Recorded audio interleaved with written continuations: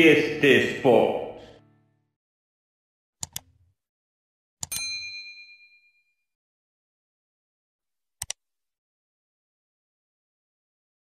Mesdames et messieurs, bonsoir, salut les amis, j'espère que vous allez bien. Bienvenue à la chaîne Ibra Show TV ST Sport en français.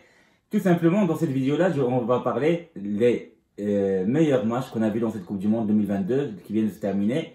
Donc, je vais vous donner mon top 10, c'est-à-dire ce que j'ai choisi comme meilleur match que j'ai vu tout simplement dans cette Coupe du Monde. Donc, bien sûr, ça sera classé de 1 à 10. J'imagine que vous avez compris que j'ai mis peut-être les meilleurs matchs, c'est ceux qui sont en confrontation directe, les matchs de confrontation directe, que ce soit les quarts, les demi ou la finale.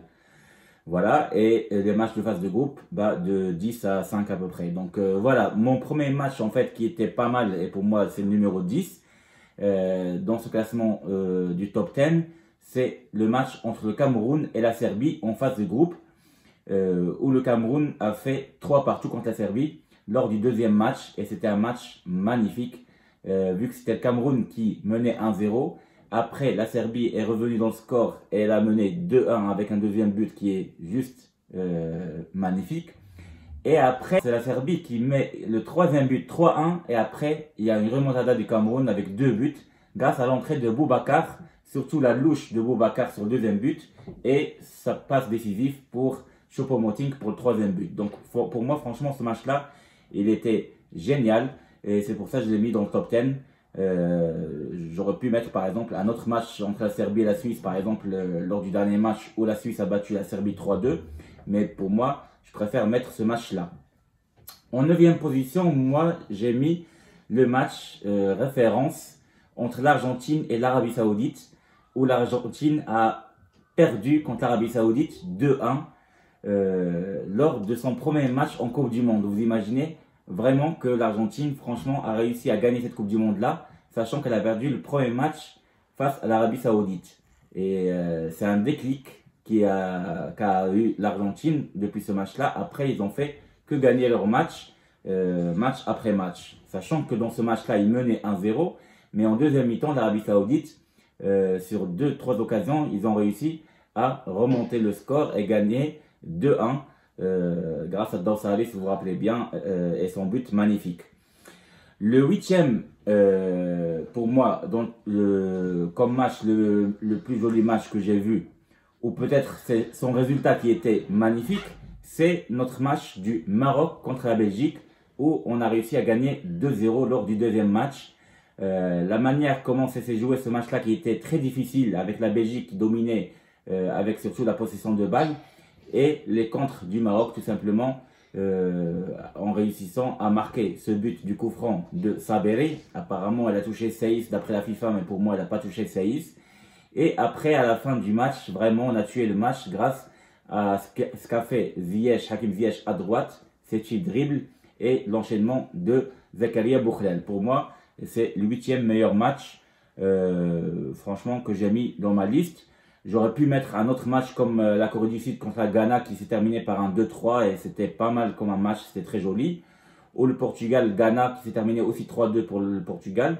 Mais j'ai préféré mettre Maroc-Belgique 2-0 parce que justement dans cette Coupe du Monde là, on retient le parcours historique du Maroc. Donc forcément, il faut mettre les matchs du Maroc, surtout que je suis marocain, bien sûr. Surtout que je suis marocain, bien sûr.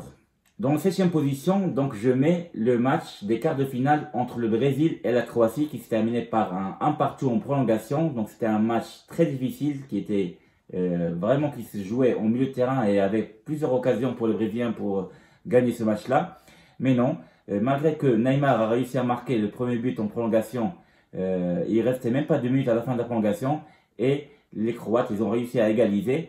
Et ils ont réussi même à gagner, grâce à le gardien, les pénaltys, et ils ont éliminé les favoris numéro 1 de cette Coupe du Monde-là, qui est le Brésil. Donc c'était vraiment une surprise, une grande surprise du mondial. J'aurais pu mettre aussi dans cette 7e position, par exemple, le match Argentine-Mexique, où l'Argentine bat le Mexique 2-0. Et c'est là où il y a le déclic de l'Argentine, parce que dans ce premier match-là, c'était très très serré, difficile. En première mi-temps, il y avait 0-0, et en deuxième mi-temps, c'est l'ouverture du score de Messi. C'est Lionel Messi qui sauve l'Argentine justement pour aller mieux dans cette Coupe du Monde-là. J'aurais pu mettre ce match-là, mais finalement j'ai préféré mettre Brésil vs la Croatie, un partout, et la Croatie qui gagne au penalty. Dans la sixième position, j'ai mis Japon vs Allemagne. Et le Japon qui a réussi à battre l'Allemagne 2-1, c'était la première pratiquement plus grande surprise de cette Coupe du Monde-là, comme le Maroc qui bat la Belgique. L'Allemagne, on pensait qu'elle allait aller loin, tout simplement, qu'elle allait loin, et le Japon nous a surpris avec cette victoire 2-1. J'aurais pu mettre aussi la victoire du Japon contre l'Espagne 2-1, mais c'était possible vu qu'ils ont déjà battu l'Allemagne, et entre l'Espagne et l'Allemagne, il y a eu un match nul. Donc le fait qu'ils éliminent l'Allemagne tout court de ce groupe-là, bah, c'est la grande surprise. Donc c'est pour ça, pour moi, le match Japon-Allemagne et le match, comment il s'est déroulé, le fait que l'Allemagne menait 1-0 et après le Japon, en deuxième mi-temps, ils font une remontada et tout ça, franchement, pour moi, c'était un match très très joli à voir. Et le fait que le Japon a gagné 2-1, je l'ai mis dans le top 10 et en sixième position. En cinquième position, je mets tout simplement le match Maroc-Espagne, malgré qu'il y a eu 0-0 pendant tout le match, même en prolongation, parce que c'était un match magnifique après tout à regarder, avec toutes les occasions qu'il y a eu, surtout des deux côtés. Et on aurait pu tuer le match, nous, ou les Espagnols, à la fin de la dernière minute du match, ou à la fin de la dernière minute de prolongation, les Espagnols, ils ont failli marquer. Mais nous aussi, on a eu des contre-attaques dans le match, malgré que les Espagnols, ils ont eu plus que 80% de possession de balle. Les Marocains, ils ont eu pas mal de contre-attaques où on aurait pu marquer grâce à Hdela et plein de joueurs.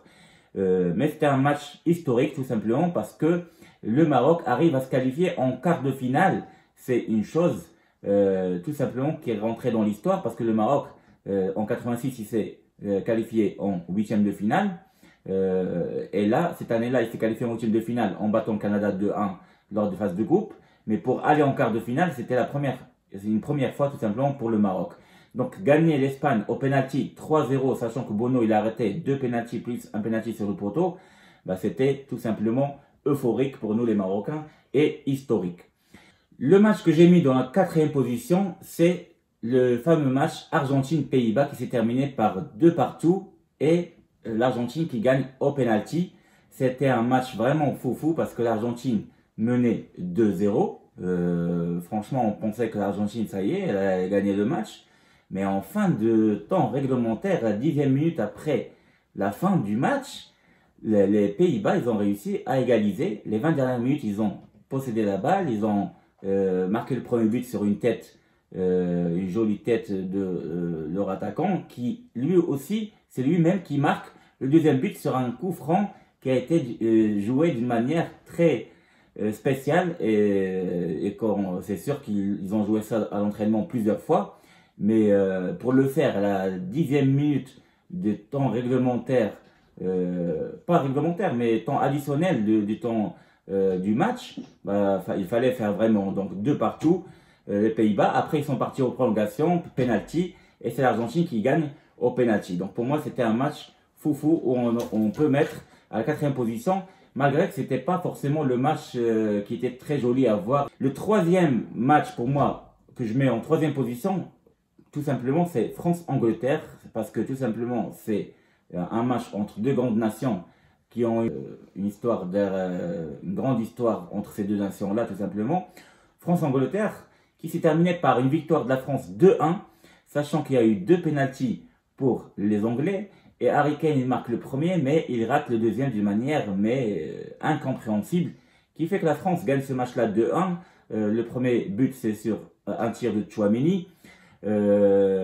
Après Harry Kane il marque l'égalisation sur penalty et le deuxième but c'était de Giroud pour la France et c'était un match pas mal, mythique on va dire de la Coupe du Monde tout simplement. Dans le top 10 pour moi le meilleur deuxième match de ce mondial là c'est tout simplement le Maroc contre le Portugal qui s'est terminé par la victoire du Maroc 1-0. Tout simplement pourquoi je l'ai mis, parce que tout d'abord je suis marocain. Et en plus, parce que c'était un marque qui rentre dans l'histoire, le fait que le Maroc devient le premier pays africain et arabe qui arrive en demi-finale de la Coupe du Monde, d'un mondial tout simplement. Donc c'était grandiose. Et le but surtout de Nesseri qui on dirait qu'il vole tout simplement pour mettre cette tête-là à 2,78 m. C'était vraiment énorme. Et c'était en première mi-temps. Et en deuxième mi-temps, on n'a fait que défendre. Les Marocains n'ont fait que défendre. Et les Portugais, malgré que Cristiano Ronaldo est rentré, tout ça, ils n'ont pas pu marquer et égaliser. Sachant que Pepe, à la dernière seconde du match, il a failli mettre une tête où on voit Yannick qui lui embrasse sur la tête. Et c'était très joli à voir. Par contre, on a vu aussi Ronaldo qui pleurait dans ce match-là. Donc franchement, c'est un match qui va rester dans l'histoire de cette Coupe du Monde, tout simplement. Et la première place, tout simplement, de mon top 10, ça revient tout simplement à cette finale qu'on a vue, qui était folle, entre la France et l'Argentine, qui s'est terminée par un 3 partout, et les Argentins qui gagnent au penalty 4-2 grâce à Martinez. Donc dans le match, il y avait bien sûr au début, à la mi-temps, 2-0 pour l'Argentine. L'Argentine qui menait au score, et même dans le match, elle dominait vraiment, mais largement. C'est elle qui avait la possession de balle, à peu près 60% de la possession. Exactement, c'est 58%. Et en plus, il jouait très bien et on dirait qu'il marchait sur les Français tout simplement.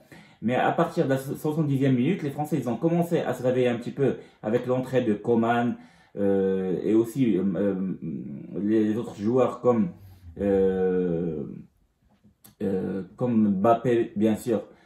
Il était tout simplement énorme parce que c'est lui qui marque le penalty de 2-1 et c'est lui qui marque l'égalisation de 2 partout.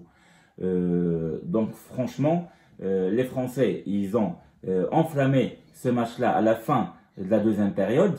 Et en prolongation, on a vu quelque chose, encore une fois, extraordinaire. Le fait que les Argentins, ils ont mené encore une fois, grâce à Messi qui marque son deuxième but, parce que le premier but, il l'a marqué au penalty.